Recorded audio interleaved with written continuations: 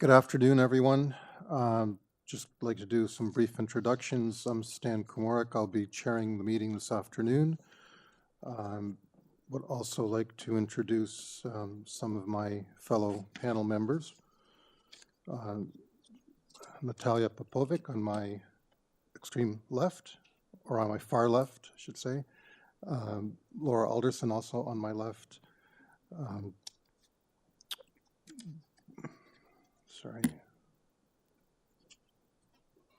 Bill Dalton on my far right, and Sophia Ruddick just arriving on my right. Anyway, in accordance, also I'd like to introduce Barb Potosik, who is the manager and deputy secretary treasurer for the York panel, who is on the far left. In accordance with Section 45 and 53 of the Planning Act, 1990 as amended, this meeting of the Committee of Adjustment of the City of Toronto is called to order. The Committee of Adjustment considers applications for variances from provisions of the zoning that apply to property, permission to extend or alter lawful nonconforming uses, and consents to sever property to create new lots. I'd like to do a land acknowledgement. We acknowledge the land we are meeting on is the traditional territory of many nations, including the Mississaugas of the Credit, the Anishinaabe, the Chippewa, the Haudenosaunee, and the Wendat peoples, and is now home to many diverse First Nations, Inuit, and Métis peoples.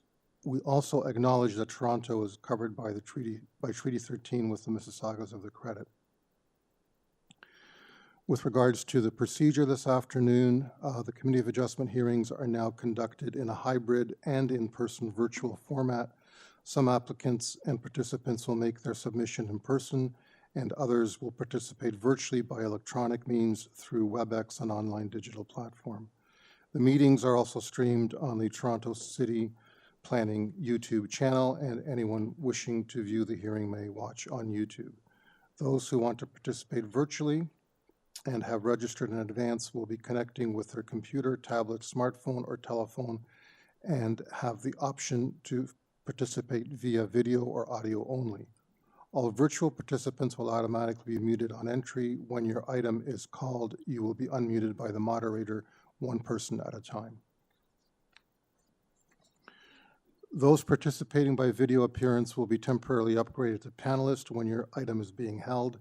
During this time, your camera will be enabled if you wish.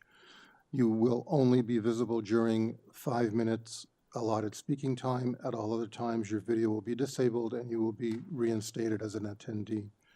For both in-person and virtual participants, Committee of Adjustment staff will share presentations submitted in accordance with the written submission deadline. Those participating through WebEx are not allowed to use share screen or any other panelist controls during the video appearance. Decisions of the Committee of Adjustment. People attending in person today who want to receive a copy of the decision of the committee must fill out a decision request card, and those participating virtually need to submit a written request for a decision by email. Please ensure that you include your name, address, and email address, as Committee of Adjustment and Toronto Local Appeal Body will be sending notifications and appeal updates by email.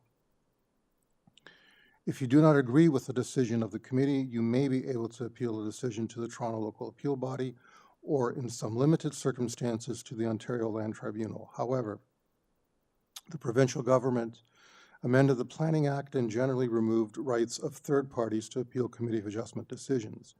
Now only the applicant, the Minister of Municipal Affairs and Housing, specified persons, and public bodies are permitted to appeal decisions of the committee. Appeal instructions are set out at the bottom of the decision of the committee. Hearing procedure. I will call out each item listed in order on the agenda. When you're making your submissions, the agent or applicant will proceed with their presentation. When the committee does not require a presentation, applicants are to advise the chair should they wish to speak to the committee. The committee may ask questions and or take the matter into committee for decision. Each speaker, including the applicant agent, will be given a maximum of 5 minutes to address the committee, and I will comment when you are reaching or when you have exceeded your 5-minute time allotment. Sorry. Any presentation or other materials you wish to submit to the committee must have been emailed in advance of the hearing. Staff and committee members cannot accept materials at the hearing. When addressing the committee, please clearly state your name and address. Please remember to confine your remarks to the matters outlined in the application. The applicant or agent will proceed first and will make a presentation to the committee. Please note that the committee may not entertain revisions to the proposal at the hearing today. The committee may decide to defer the application if there are substantial revisions to ensure that the revised application is accurate and that all those entitled to notice of the application are informed of the changes. Then individuals either in support or opposed to the application will be invited to speak. Generally, we first call on speakers that are here in the hearing room and then those participating online. Committee members may ask questions of each speaker after they have finished their presentation. When all speakers are finished, the applicant agent has an opportunity to rebut, but only those issues that were raised by the previous speakers. This will mark the end of the discussion. The application will then be taken into committee for a decision. Okay, with regards to the agenda for this afternoon, just checking if there are any conflicts of interest by either staff or committee members. I believe, Natalia, you're going to excuse yourself for the first one? Yeah, I'll excuse myself for the first item as I have an acquaintance with the application. Thank you. Mr. Chairman, sorry to interrupt. Yeah. We have a call-in user that's come in last minute, and I believe it might have been one of the people who we've had some difficulty establishing contact with. If you can allow me to just make sure that that is the person who I think it is. Please go ahead. Thank you. Okay, so the call-in user with the phone number 905-761. I am now unmuting you. Please identify yourself. I am Emanuela Andriana. Okay, great. Thank you very much. Thank you. So we will unmute you when it's your turn to speak. Thank you. Okay, so our first item for the afternoon is item 16, 44 Meadowvale Drive. This is an application to construct a new 2-story front addition and a 2nd-story rear addition above the existing dwelling. This item was deferred from April 11th of this year. There are 7 variances being requested. Transportation is requesting 3 conditions of approval should we approve. Forestry is requesting denial, or in the alternative, conditions 1 and 2. We have a couple of objections on file from number 28 and number 42. Sorry, for number 28 Ellsfield and 42 Meadowvale. There is also a objection petition with 7 additional signatures. And Mr. David Engelman is the agent. Welcome. Yes, good afternoon, Mr. Chair, committee members. David Eagleman, 900 The East Mall, Suite 300, Design Plan Services, Inc., and I'm here on behalf of the owner. So through you, Mr. Chair, I imagine presentation is warranted in this case, so I'll go ahead with that. So this application is for an addition to an existing 2-story single detached house. The front of the building is proposed to be extended, and the 1-story portion at the rear of the dwelling is being increased to 2 stories. So at the rear, there is no increase to the building envelope. It's just building on top of the existing garage. Otherwise, the dwelling is remaining as it currently exists. And before I get into the variances, I would like to address Transportation Services comments. They did indicate no concerns or objections subject to the recommended conditions. I'll note their conditions are somewhat redundant because we have to comply with those conditions regardless of a minor variance application. So I don't think they're absolutely necessary, but nonetheless, we would accept if the committee were to approve this application, those conditions be imposed. I would like to address as well the changes made to this application since the previous deferral. So the variances themselves were not altered. It was just a revision to the driveway design to address the comments from Urban Forestry, which didn't impact any variances, but we did revise the driveway to effectively go around one of the trees you can see there at the bottom of the site plan close to the driveway. The driveway now goes around it so as to, the intent is to protect that tree. So in regards to the lot coverage, and this is a common theme among a number of the variances, is the fact that this is, as it exists, quite a constrained lot. It's an undersized lot in terms of frontage and area. And specifically, it's 304 square meters, the lot size, whereas the bylaw contemplates a lot area of 510 square meters. So the actual building footprint is only 125 square meters, which is considerably smaller than the building footprints of most dwellings in the neighborhood. And there have been other coverage approvals, such as a 230 Grandview Boulevard, approved at 42.61%, 14 Ellsfield Road, approved at 41.87%, and 20 Ellsfield Road, approved at 41%. So the FSI, again, similar to the lot coverage, is largely a result of the small lot size. And when you look at the actual GFA, which is 243.22 square meters or 2,618 square feet, it is a reasonably sized dwelling and will be in keeping with the character of the neighborhood. There have been similar approvals as well. 22 Meadowvale Road, approved at 0.68 times the lot area. 16 Ellsfield Road, approved at 0.76. And 32 Ellsfield, approved at 1.02 times the lot area. The front yard setback, so variance number 3 and variance number 6 are linked together because the roof eaves encroachment into the front yard is related to the front yard setback. And that is because of the addition proposed on the, that would be the south side. So the requirement for front yard setback is generally based on the average of the two adjacent dwellings, but in the case of a corner lot, it is required to match the same front yard setback of 42 Meadowvale Drive. However, throughout this neighborhood, and specifically along Meadowvale Drive, corner lots have a unique context and generally extend closer to Meadowvale Drive than interior lots. And this is illustrated in a supporting graphic I provided to the committee. So a number of the corner lots in this neighborhood have a closer setback to Meadowvale Drive as compared to the interior lots.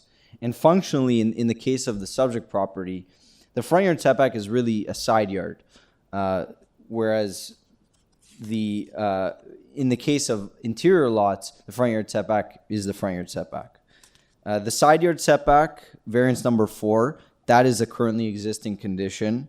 The building length, less than a meter increase, minor variance, and variance 6 and 7 I spoke to in regards to the existing side yard and front yard setback. So it is my professional opinion that this proposal meets the 4 tests under Section 45(1) of the Planning Act. Thank you, Mr. Eagleman. Thank you. Any questions from panel members for the agent? No? So is the tree worked around tree number 2? That's referenced in the forestry memo? Through you, Mr. Chair, I believe that is correct, but I will just confirm here.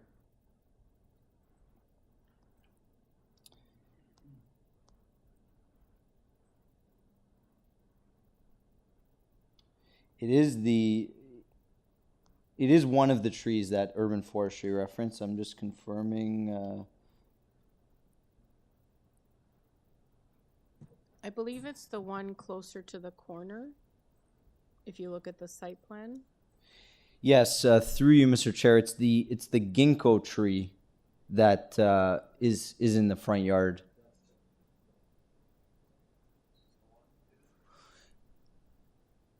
Yes, I believe so. Yeah.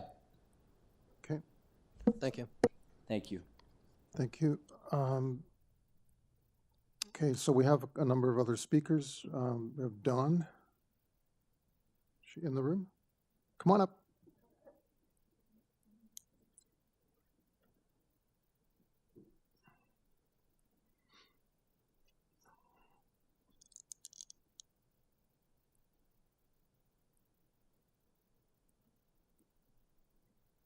Okay, welcome.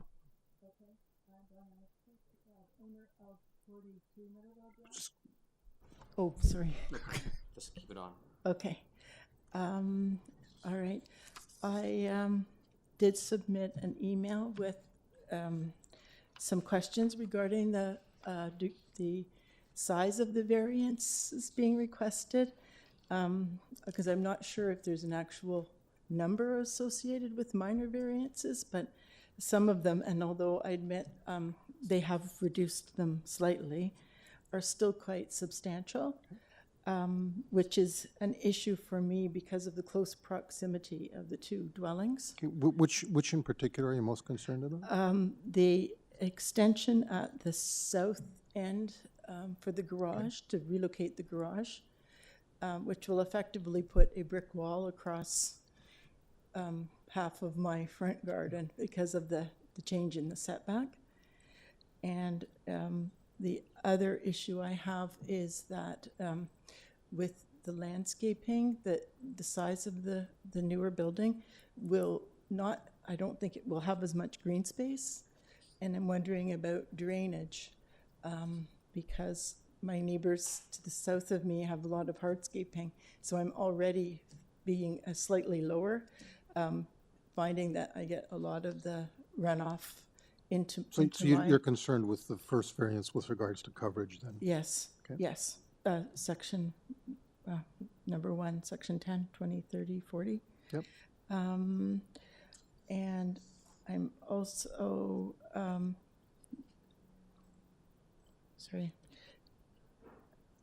a little concerned about the privacy aspect with a larger dwelling overlooking a 1.5-story building in the rear and front yards. Okay, Okay? thank That's you. it. Yeah, Thank you. don't go away. Does anyone have any questions? No? Okay, thank you. Thank you. And then we have, is Tom online or is he in person? Oh, is it? Oh.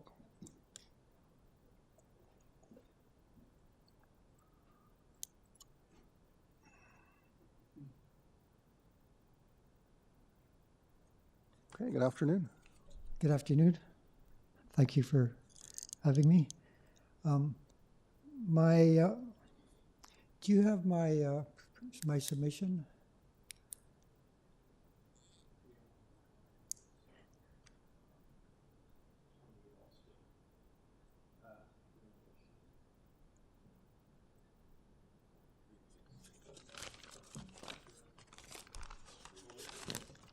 I submitted it back in April, and it was on the list of documents. I mean, if you don't have it, it doesn't It matter. could be in the original materials from the previous hearing.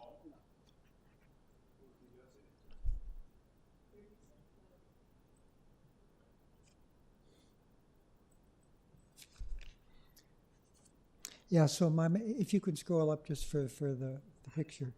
So my main concern is the front yard setback. The requirement is 6.75 meters, and the altered dwelling will be 2.67 meters. So there's 4 meters, 12 feet difference.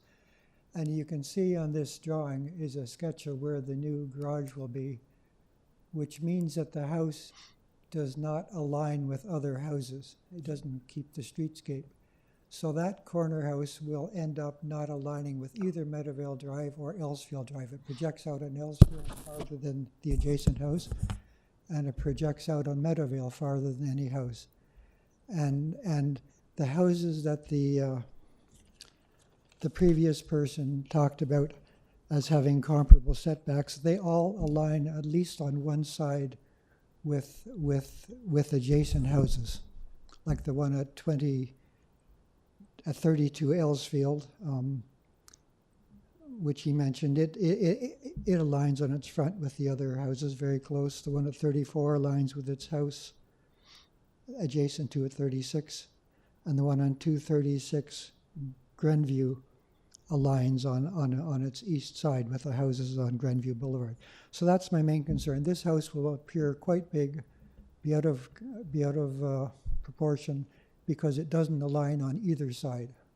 And you can see in that drawing, you can see the the house to the north, it's quite a bit out, and that's fair enough. That's the existing the way it is now, but it just won't align with any house on that street. And it significantly projects out.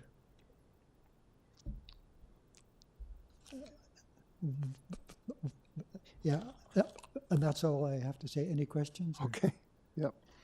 By the way, if you look at that drawing, you can see the house on 32 Ellsfield, which is one of the ones that the previous person talked about. It aligns perfectly along Ellsfield on the front. The one on 34, just to the south of Meadowvale, it aligns, and you can see 230 Grenview on the northeast corner of Meadowvale and southwest corner of Meadowvale and Grenview. It aligns with all the houses. So it just doesn't align and doesn't fit in properly. Any Okay. questions? Or? Thank you. I think we get the point, yeah. Okay, great, thank you. Is there anyone else to speak to this item? No, Mr. Chairman. Okay, so if we could get David back up again?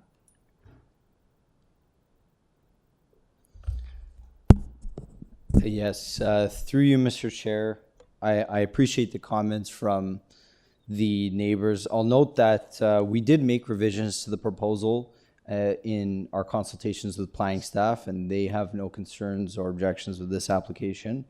And in regards to the front yard setback, thank you, staff, for pulling that image up. So I would like to direct the committee's attention to this supporting material. So you can see in this image that, again, corner lots in this neighborhood have very similar or smaller setbacks as compared to what we're proposing to Meadowvale Drive. And effectively, the Meadowvale Drive setback is really a side yard setback in reality and in functional, from a functional perspective, because this house, as it currently exists, is oriented to Ellsfield Road. The front entrance is located along Ellsfield Road currently, and we are proposing to maintain that. So the house is functionally and practically oriented and facing Ellsfield Road. So the front yard setback is more a side yard setback than it really is a front yard setback. So I understand it will extend past the adjacent neighbors along Meadowvale Drive. However, the subject property is somewhat of a different context as compared to those interior lots. And it really is a small addition that we're providing. So the addition itself, not including the second floor addition on top of the existing footprint on the north side, the south side addition is only 3.76 meters by 7.2 meters. So that's the entire coverage that we're adding to this lot. And again, as far as the GFA and the coverage, it's a very much a reasonably sized dwelling. It's just a small lot, and that's the situation we're dealing with. So through you, Mr. Chair, those are my comments. I'm happy to answer any questions. Thank you. I'm just looking at the the location map, and I mean, before I get to that, maybe what's your current front yard setback? I mean, I'm assuming you're not in a variance situation currently, right? The front yard setback of the existing dwelling to Meadowvale Drive is 6.12 meters at its narrowest point, which would be deficient. Okay. But when we look at this, and maybe staff can pull up this the location map, and I really would have preferred to have done this when the previous deputant was up, but I'll do it now. When you look at the block pattern here and you look at the corner houses, like you look at 236, what's that, Greenview, and 231, they're both quite projected towards Meadowvale. and sort of creating the same situation as what's being proposed here. The same thing happens on the other side of the street of Meadowvale as well, at 230, at 229.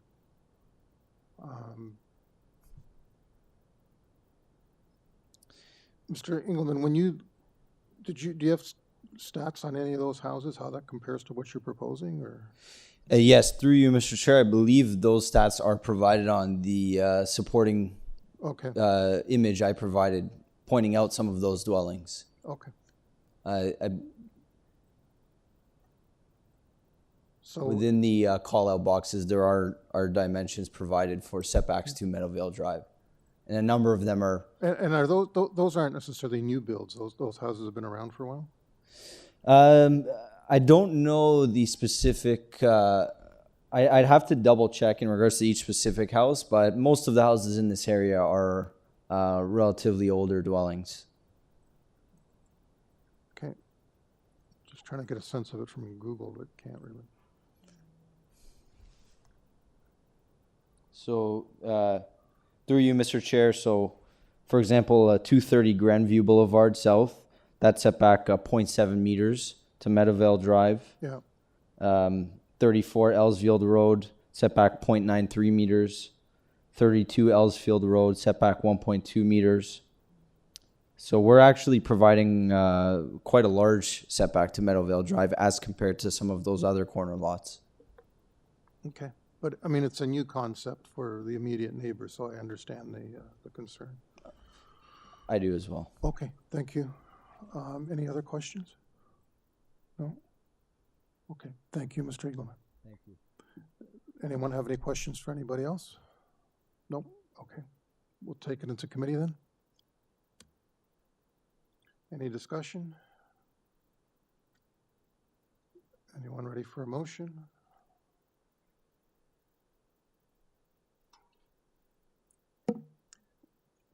I'd like to move a motion for approval. I believe the application meets the 4 tests subject to the forestry and transportation services conditions. Okay, so that's 3 conditions from transportation and 2 from forestry. Is there a seconder? I'll second that. Okay, Ms. Reddick, all in favor? Okay, opposed? No one? So that's approved unanimously. Thank you.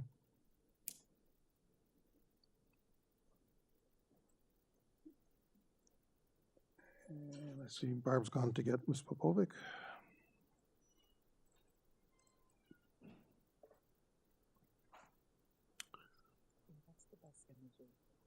Yeah, I mean, that really...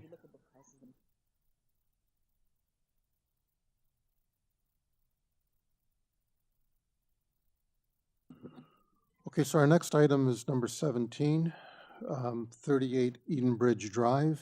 This item has been deferred from March the 7th of this year. This is an application to construct a new detached dwelling with an attached garage. There are 7 variances being requested. Planning has a condition of approval in the event of approval. Forestry is requesting denial, or in the alternative, conditions 2 and 3. And Anthony Gornick is our agent, and I believe he would be online. Correct, Mr. Chairman, and Mr. Anthony. Gornick is unmuted. Oh. Sorry, Mr. Gornick. Hi, Anthony Gornick here. Hi. Hi, Can you hear me? welcome. I think I Yes, thank you. recall this application from March. I think the committee's concern back then was the top of bank and TRCA approval. You since have obtained that. I'm not sure if there's anything else you want to add to that. Just a few minor things. Just a correction in your introduction, you mentioned that we have 7 variances. We actually only have 5. Sorry, I variances read from the before us wrong today. notes. It is 5, yeah. Okay. Sorry, yes. And yes, this application was originally deferred primarily to further our ongoing dialogue with the TRCA. Since that time, we have obtained positive endorsement from the TRCA. And I also wish to bring to your attention that the planning staff have endorsed the application as well. So I think it's a fairly straightforward application, and if you have any questions, or if you wish a full presentation, I can do so. I don't think we need a full presentation. I think the only issue that perhaps you might want to address is forestry and why they still have concerns. Well, forestry, the design is positioned in its as-of-right building envelope, and the existing home that's there now is set back far from the street. So we do have a few trees in the existing front yard, but the trees that are being proposed or being impacted are actually in our as-of-right building envelope. So I think it'd be very difficult for forestry to actually endorse the application just because of the size of the trees. But considering that we're allowed to position a new dwelling in that location, it's very difficult to actually. My understanding is that if it's within the as-of-right building envelope, they are not allowed to question it. So I'm just trying to understand where they're coming from. They have. Okay. I have a hard time understanding it as well, to be honest with you. So I would say that the forestry department has concerns. We don't require a front yard setback variance, so we're allowed to position the home as it relates to the front yard. The side yard setbacks are further away from the side yards in the current home that's there now, and also from the home on the neighboring properties. So I think we have a very good application before us, and I would hope that the committee sees it that way as well. Okay. Any questions from panel members?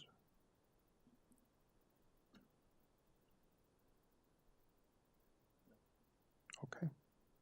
And there is the alternative to forestry's denial, which is conditions 2 and 3. Oh.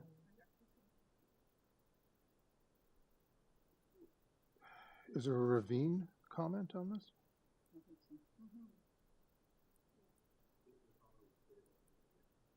Ravines is okay with the application.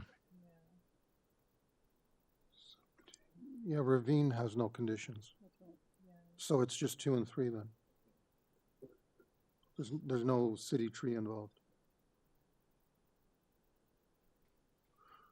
Okay, that's what's before us.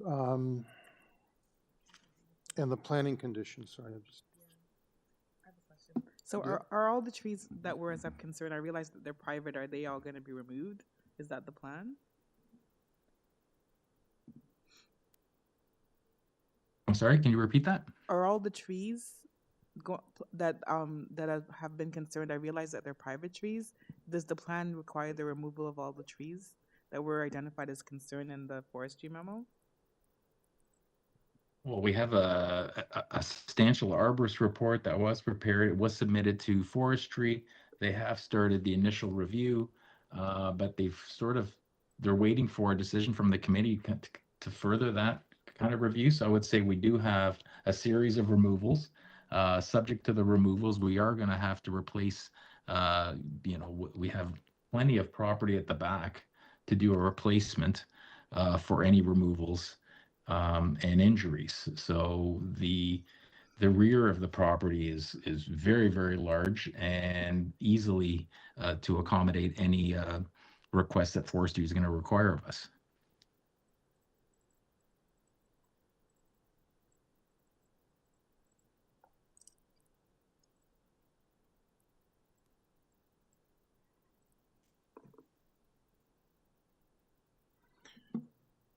There's no FSI variance on this property, right? Or is there? There is a GFI FSI variance, and that is number 1. Oh, okay. I think that's what's for. And that's related to the portion of the property that we're actually allowed to use in this calculation, because it's subject to ravines. No, understood. The majority of the property that's okay. I understand that. That's where forestry is trying to tie their argument into it. But I you know what, my inclination is you figure this out as you go with forestry. Yeah. Mm-hmm. Yeah.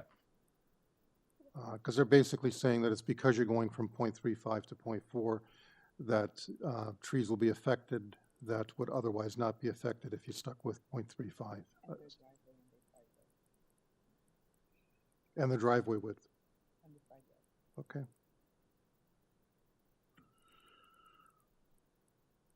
Okay, that's what we have. I guess, yeah, but there's no one else to speak to this item, no? No. Okay, so if we can take it into committee then? Okay, with that, I'd like to move a motion for approval. I believe the application meets the 4 tests, subject to the planning, forestry, and my question then is, are the transportation comments from February still relevant or no? No, yeah. Because there's 3 conditions in there. Or have they been addressed? Well, well, that would have been a question to ask before we went into committee, so. Because there's no subsequent email from transportation, isn't. right? So I'm assuming they're outstanding.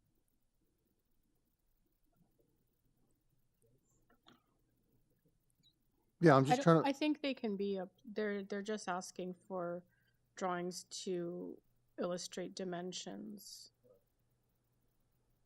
and labeling. So you can if you want to. Yes, please. Okay.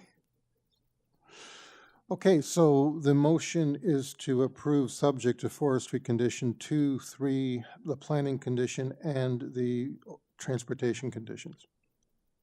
Okay. Is there a seconder? I'll second that, Mr. Chair. Thank you, Ms. Popovic. All in favor? Opposed? Okay, so we're on a 4-1. That's approved. Thank you.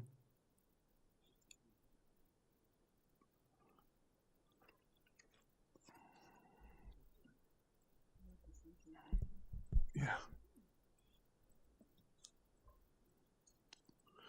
Okay, so item 18, 1156, the Queensway. This is a application that was deferred from July the 4th. It is an application to construct a new 11-story mixed-use building that will consist of residential units and commercial retail units at grade. There are 16 variances being requested. Planning has conditions of approval, and I don't think any other department is requesting any conditions. We have a site-specific bylaw, and we have letters of objection from 31 Norden. And I thought there was another one, but I can't recall. That could have been from the previous hearing. Okay. Mr. Chairman, just to let you know, we do have so the agent and the owner are present here in the council chambers, but we Right. do have a speaker online who was added at, late in the game. So there is an area resident. I do not have her address, but we can get that. We can get that as we go. Yes. Okay. So Matthew Helfield, Yes, good afternoon. welcome. Thank you. The name is Matthew Helfand, and I'm the agent for the applicant. The address is 181 Bay Street, my address. Okay. Can you just press the button? Oh, sorry about that. How's that? Much better. Matthew Helfand, 181 Bay Street. I'm here on behalf of the applicant, Leader Lane Developments, who is proposing a mid-rise, purpose-built rental building at 1156 the Queensway. 213 units are proposed. I do have a presentation if you'll pull it up on the screen. We're going to want that, but I have some questions for you first. Sure. When this was before us on July the 4th on the deferral, I believe you were requesting 9 floors at that time, Yes, that's right. and you're now requesting 11. There's some inconsistencies in some of the material you've provided, and I'd like to clarify what's going on. Sure, if I can speak to the Yeah. 9 versus 11. Well, before you even do that, Okay. there was a letter that was submitted with this package dated May, and in that you say that you have an application for 11 stories, yet you presented an application for 9. So how could that letter have been written in May? Yes, so the discrepancy between 9 and 11, there's actually been no changes to the height. What happened is the application initially went in on a waiver and incorrect variances were identified. And so the difference between the 9 and 11 variances are twofold. The first is we hadn't initially identified the 11th story, which is the very top where we have residential amenity beside the mechanical penthouse, and that's the 11th story. And then the first story is there's a mezzanine level, which there's a standard frontage, so a standard retail first story, but we have stacked townhouses, and because you have a stacked townhouse, that counts for the second story right at the beginning. So you have 11 stories technically, but really it functions like a 9-story building, and there's no difference between the application that was proposed earlier and what's proposed now. It's just the identification of variances that changes the application. Okay, I was trying to figure out how you snuck in 2 stories without changing the drawings. And and because it's really just a technicality. And the reason for the variances being incorrect actually is a bit of a nuance in the bylaw, which is that you can pull up on the map, and I will get to this, but because we're on the Queensway and there's this area-specific bylaw, it's actually not a site-specific, it's area-specific for the Queensway. Woolgar is actually the frontage, not the Queensway.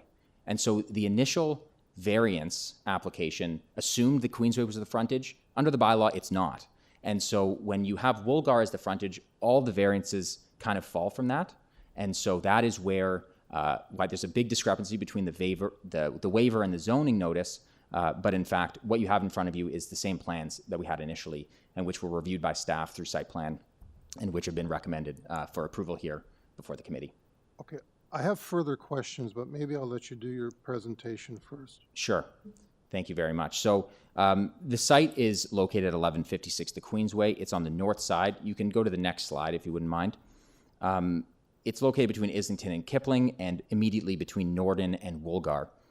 There's a few important drivers to this application that I'd like to flag because I think this really frames what is happening with this application. The first is this is a site that's designated mixed use and located on an avenue.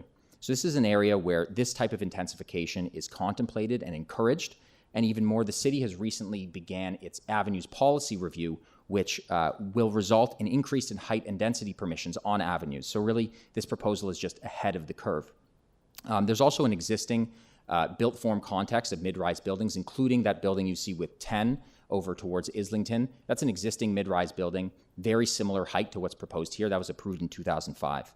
And then finally, this zoning bylaw really hasn't kept up with the policy context and a lot of the development applications that have been approved, proposed, and are under construction here. And so in that context, what we're proposing is this mid-rise, purpose-built rental building. We've worked very hard with staff, and much appreciation to them, to produce this built form that we think is really appropriate for the area and meets with the guidelines for a mid-rise building and for a building on an avenue. So I noted to you that the frontage is Woolgar. It's not the Queensway. And because of that, there's a number of variances that are triggered. So why don't you have a Woolgar address?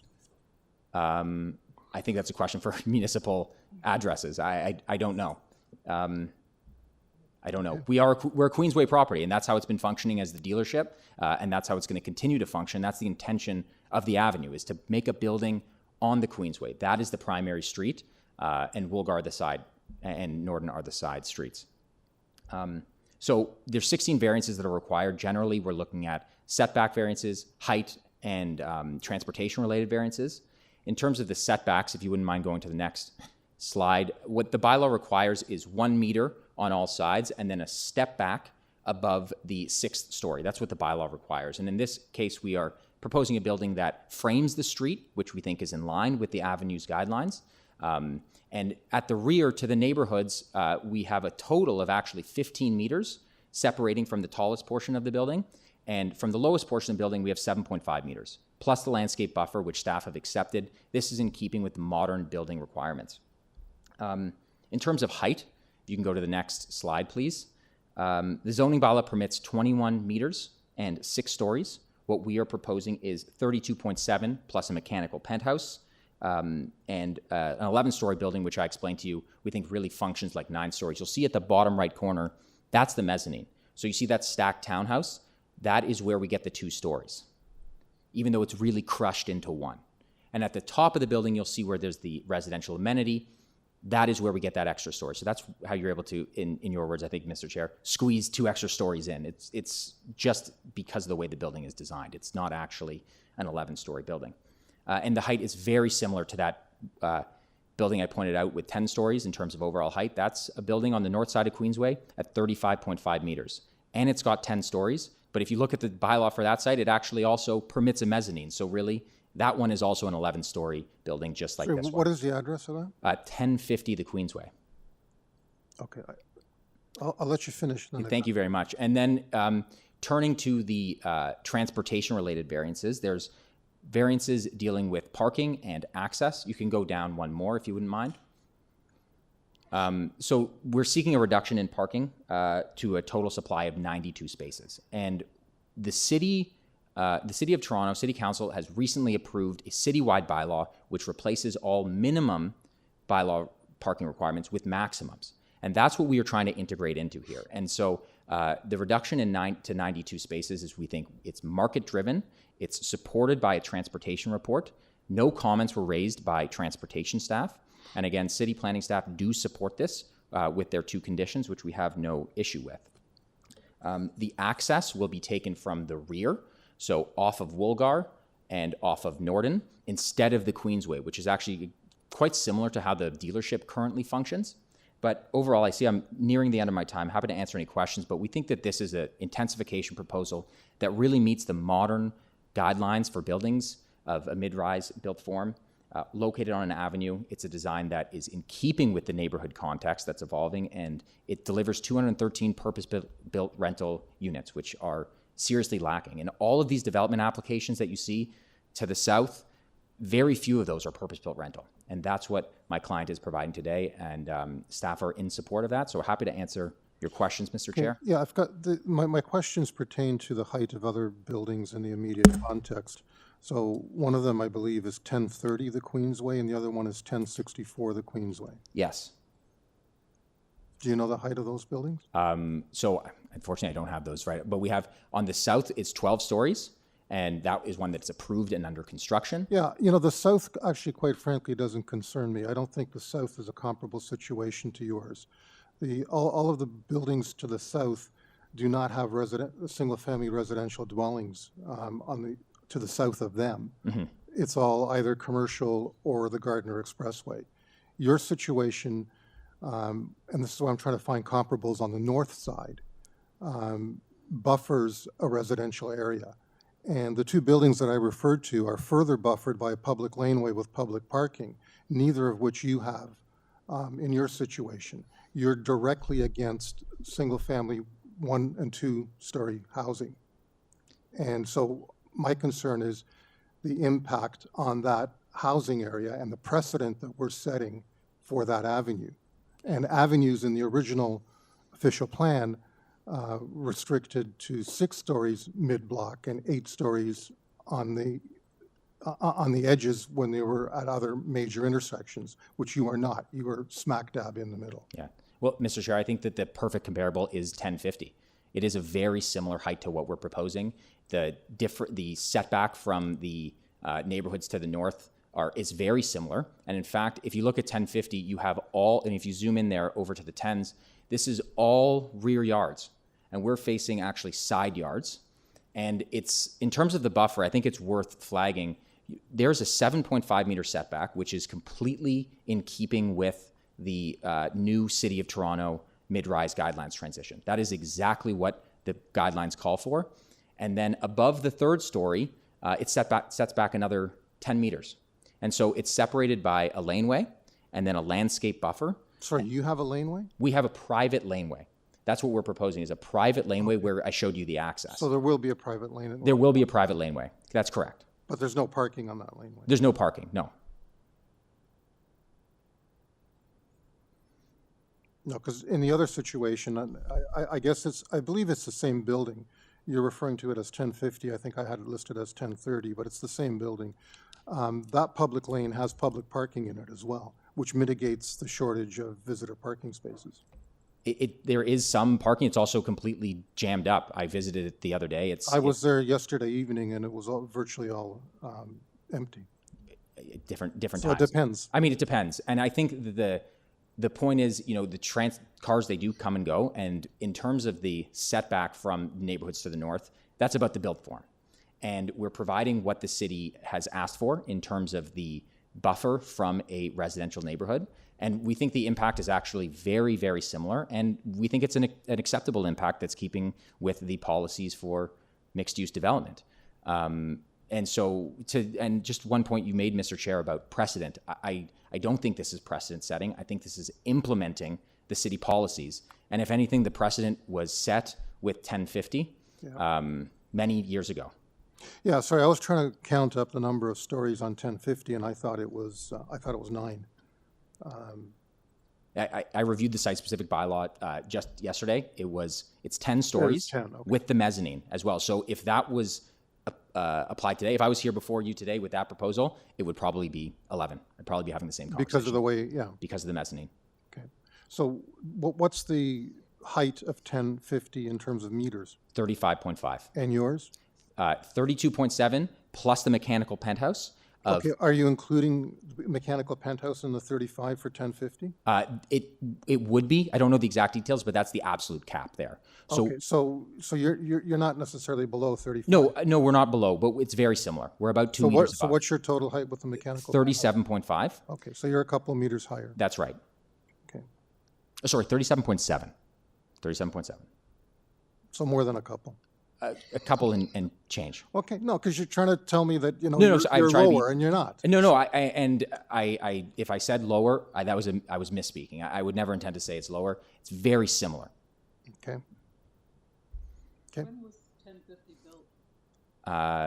The approval was in 2005, probably constructed a couple of years after that. Okay, so it's an older building. Yeah, It's an older building. It's an older building, but it's also closer to a major intersection. I mean, it's essentially 2 buildings away from the intersection of Islington, whereas you are mid-block. And I would again point out that it's more appropriate to have higher density, higher height at a major intersection as opposed to mid-block. Are you going to do the pie crust analogy? No. Just wanted to make those points. No, that's fair. I can respond to it, but Go ahead. Okay, I respectfully, I slightly disagree with that only because when we're talking about, at least as it relates to the interface with the neighborhoods to the north, because I think if you're at a neighborhood to the north, it doesn't really matter how close you are to the intersection. No, it doesn't. It doesn't. But generally, the bylaw contemplated higher heights at major intersections. With the avenue, I mean, perhaps, but at this, in terms of the actual interface, I think that it's very comparable. And I also think a lot has changed in terms of the overall planning policy and direction, to the point that I don't know how relevant the avenue study is from 2004. It is changing. But it's the legislation we have before us right now. We don't have what you're suggesting. That is true in terms of the legislation, but what you do have before you is the mid-rise guidelines. And that is what sets the interface. And that is passed by council. That is what staff are applying. And I do think that that is how this should be judged. Okay. Anyone else? No? Thank you for the questions. Mr. Thank Chair. you. I guess we'll go to the other deputants then. Yes, Mr. Chairman, we have an Emanuela Andreana, who is a call-in user, and I will unmute her now. Okay, Emanuela, you are... So, Matthew, if you can take a seat. Yeah, I will. with it. Sorry.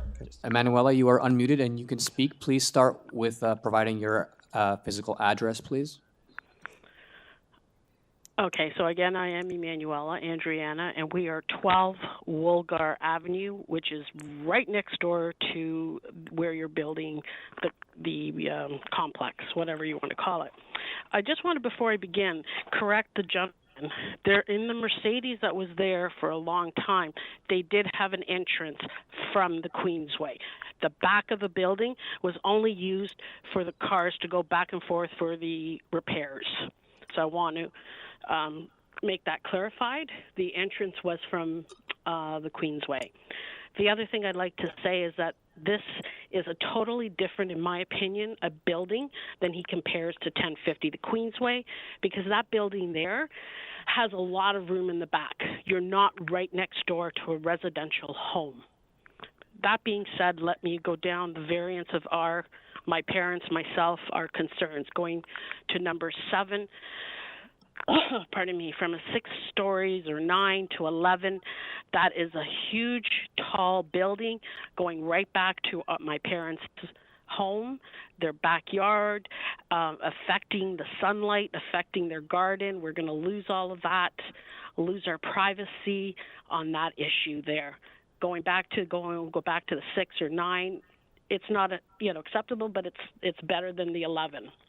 The other issue I have is number 14, which is probably 14, 15, and 16, visitor parking, parking spots, all of that.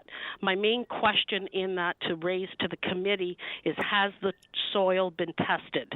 Being my parents have lived there for about 60 years, we have seen a lot of buildings come and go in the lines of a gas station that blew up. Petro-Canada, has the soil been tested if they're digging under for parking? Parking in that area is already awful.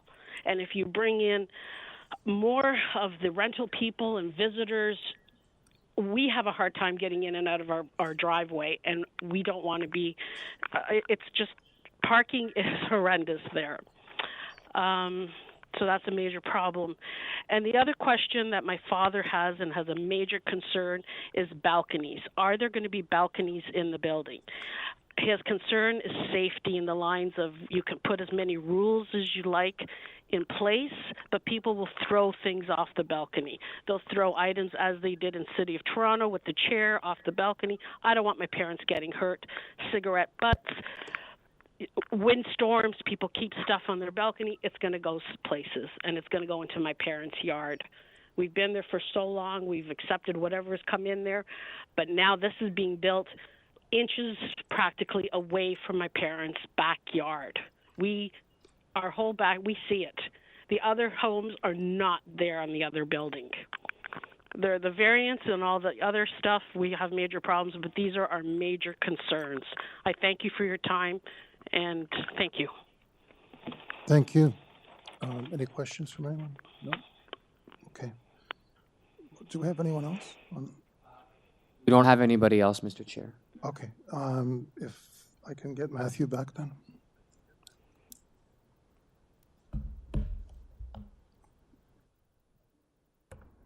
Thank you very much. Can you hear me? Excellent. So just a couple points I would like to respond to. I think I've already provided our position in terms of the transition to the north. It's accepted by staff and it's in line with the current guidelines, and we do think it's appropriate. In terms of the balconies, currently there are balconies that are proposed at the rear of the building facing the neighborhoods. They're 15 meters away, but I just spoke with my client. We would be prepared to turn those into Juliet balconies to deal with any issues of things falling or wind. That's something we would certainly be happy to deal with. In terms of the soil contamination, our client is in the process of on-site remediation and would be required to finalize a record of site condition prior to building permit, which would categorize the site and ensure that there's no contamination or negative impact from a soil perspective. And in terms of parking, Transportation Services hasn't raised any issue with the supply of parking. We do think it's appropriate for this site. One thing to note about the site that I didn't get to, or about the proposal, we are striving to meet the city's highest energy efficiency standard with TGS 4.0. And one of the things that is driving us to do is reduce single occupancy vehicle dependency. And so slightly lower parking rates, putting on traffic demand measures on the site, including car sharing and including bike sharing, are things that we're working through the site plan application. And so we think that this is actually an appropriate supply of parking that is completely in line with what the city's guidelines are. And just for context on the parking and the difference between the minimum and maximum, the required parking here is 267 spaces total. The city's new bylaw, which imposes maximums, would impose a maximum parking of 212. So that just goes to show how out of date the parking requirements are here, given the drive towards reducing auto dependency and promoting active transportation and energy efficiency overall. And so we think it's an appropriate supply supported by transportation staff and by our own traffic studies. So I think I touched on the issues that were raised. I also note that my clients did speak to these neighbors. We did brief them about this application and tried to have a conversation, and we appreciate their comments very much. Change can be difficult, but this is an important community benefit of these purpose-built rental buildings in this area. And we're very excited about this project. We think it's a good project, and so do planning staff. Okay, speaking of planning staff, you're still in negotiations for site plan review, right? That's correct. And from what I gathered from the planning report, they're not particularly happy about your mix of units at this point? They have raised an issue about the mix of units. It's a conversation we're still open to having with them, certainly. I mean, we're proposing a pretty good mix of 2 and 3 bedroom units along with the 1 bedroom plus den. Part of the issue with the number of 2 and 3 bedrooms, it's not a totally arbitrary number that the applicant chooses when they're selecting the number of 2 and 3 bedrooms. We need people who are going to rent them. And so we conduct a market study and try and figure out how many units would be appropriate at that family size. But we're absolutely willing to explore changing those units to increase the number through the site plan process. Would that affect your potential parking ratios? I don't think it would. Okay, what is your parking ratio at this point? Well, the parking ratio, sorry, let me pull up, because we're dealing with the number of spots. So right now, the parking rate that we're proposing would be a range 0.7 for studios, 0.8 for 2 bedrooms, sorry, for 1 bedroom, 0.9. Or sorry, that's the maximum. So what I'm reading, this is the maximum parking that we would be allowed to have. Would be 0.7, 0.8, 0.9, and 1.1 ascending for the different proposals. And so what we are proposing is 0.36 for the residential component, 0.06 for visitors, and 0.88 for the retail space. Okay.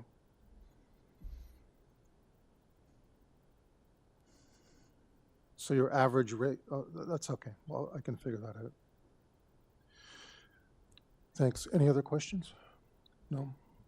No, just a comment. I know this area very well. It's a street under transition, and, you know, I think eventually that's the future of that street. You know, we're going to have 11-story buildings up and down that street. So it started already. It started long ago, and it's just a continuation of the theme.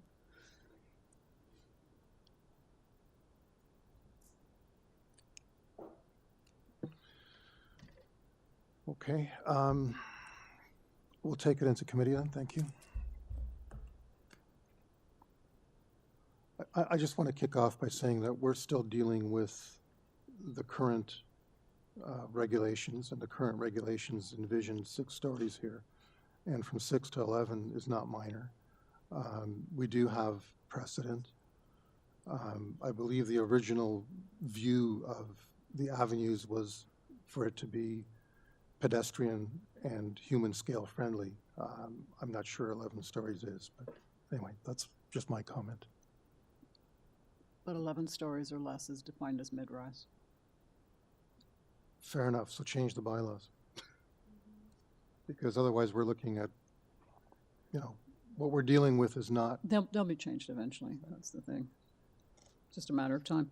I'm looking at all the buildings up and down the Queensway. There's some mid-block too as well, and they're all basically 8 stories with a 3-story step back at the top. Yeah, on the north side, currently the 2 tallest buildings are 1050 and 1064. And that's why I'm concerned about this being taller, although it's only minimally taller. So I guess the next application will be minimally more than that. They'll always try to get more. Okay. So anyway, those are my comments. I don't know if anyone else wants to chime in or if we're ready for a motion. It is a purpose-built rental. This is the way the street is going. I feel that I feel this application, unless someone else has any comments, I feel this application meets the 4 tests under the Planning Act. I think it is desirable from the perspective that we will get more purpose-built rental, not condos, which is great. And I move for approval, subject to community planning's 2 conditions. And that's it. What about the Juliet balconies? Are we able to, we can't put that in? We can. I'm not sure if that's desirable. I'm not sure it is. I'll second that motion. Okay, all in favor? All opposed? Okay, you're approved.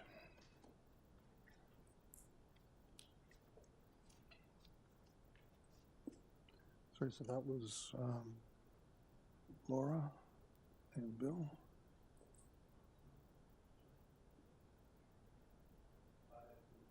Was it 3-2 split? 3-2 split. It was a 3-2 split in favor. Okay, item 19. 337 Maple Leaf Drive.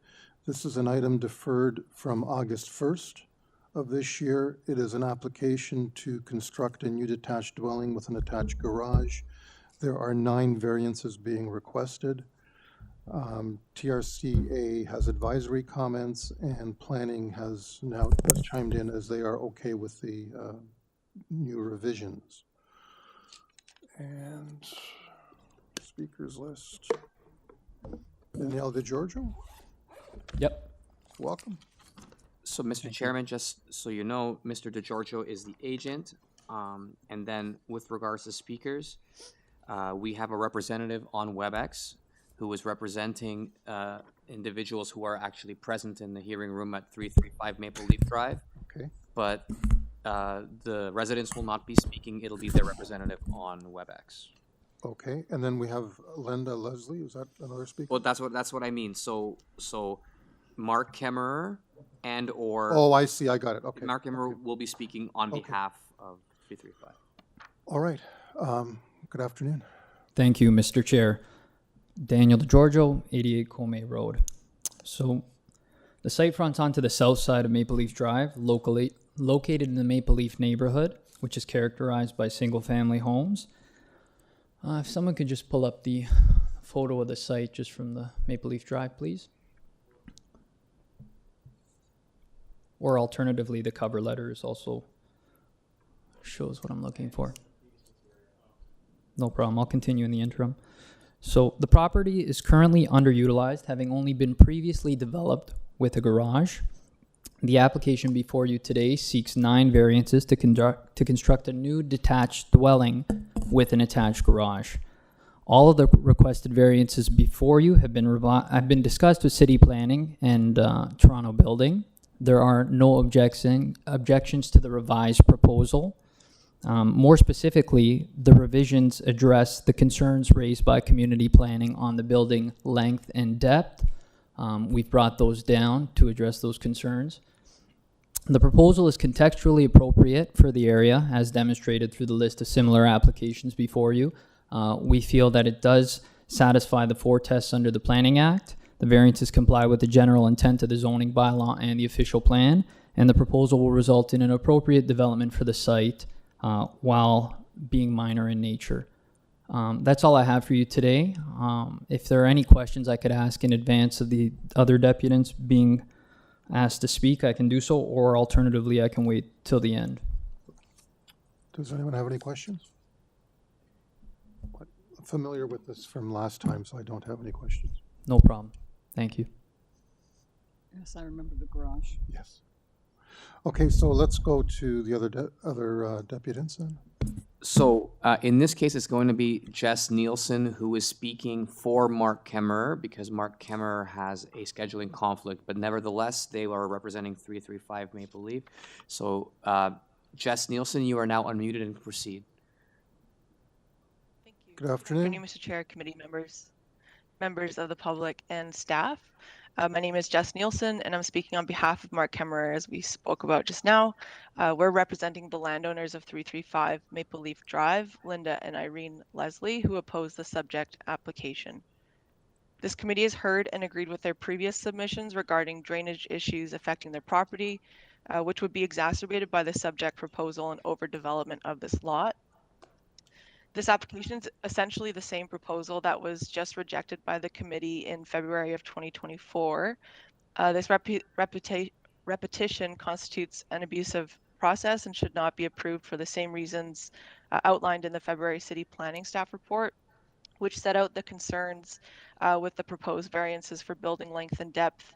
At the time, it was the opinion of staff then that the proposed redevelopment did not reinforce the character of the neighborhood and should not be approved. The revisions to the variances through the proposal before the committee today are not significant and should not, in our submission, warrant a different decision from the committee that that was made in February. For instance, the subject application includes insignificant changes to the front yard setback of 13.1 meters versus 12.99, and building length of 27.75 meters versus 25.8 meters, and then the building depth of 21.49 meters versus 19.94. The proposal, as mentioned, fails to respect and enhance the prevailing character of the street. The previous changes to the grade of the subject lot will mean that the existing drainage issues between the properties will be worsened. The proposal will also cut off natural light and leave our clients facing a large wall. In conclusion, the subject application should be refused based on the same reasons given in the February 2024 planning report, as it does not meet the forward tests. Thank you very much. Thank you. Any questions from panel members? No? Okay, thank you. And there is no one else then? No, Mr. Chairman. We can go back to the. If you go back to the agent then?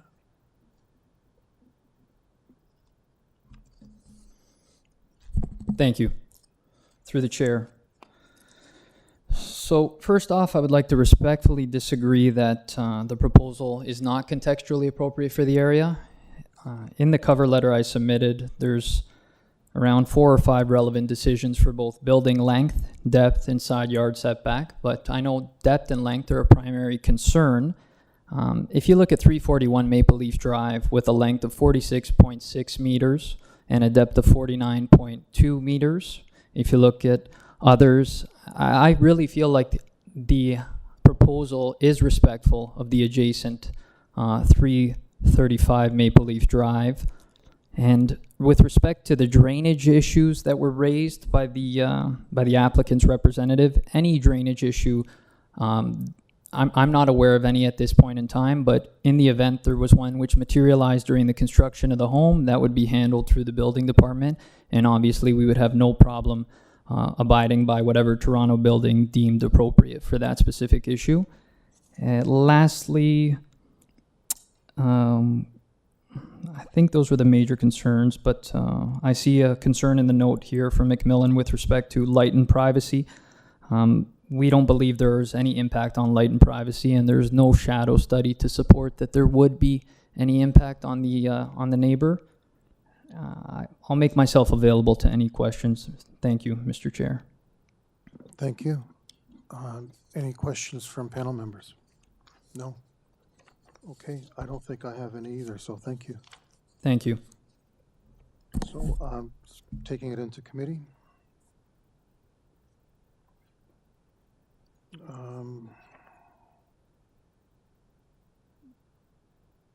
We have no conditions from planning. We have 2 from forestry.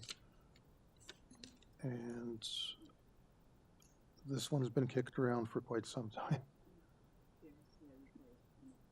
Yes, TRCA will still require a permit in addition to whatever we may approve. I mean, this lot is crying out for a house.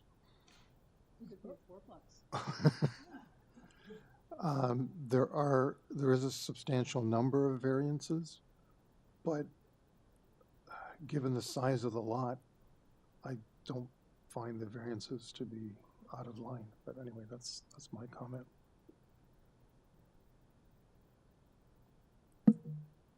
Anyone else has a comment, or? Well, I don't either, and I was going to make a motion. Please go for it. Yeah. So based on the information provided in the August 6th planning memo, which does note that the new application addresses the concerns of city staff as they have improved building length, depth to be more in keeping with the character of the neighborhood and have provided for the electrical connection, I believe the application meets the 4 tests, and I move a motion for approval subject to forestry conditions. Okay, Mr. Dalton, thank you. Is there a second? I'm happy to second that Ms. motion. Alderson, all in favor?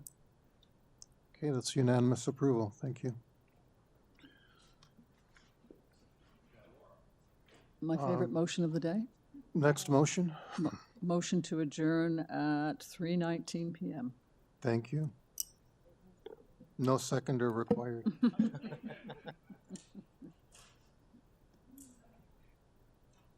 Thank you to staff.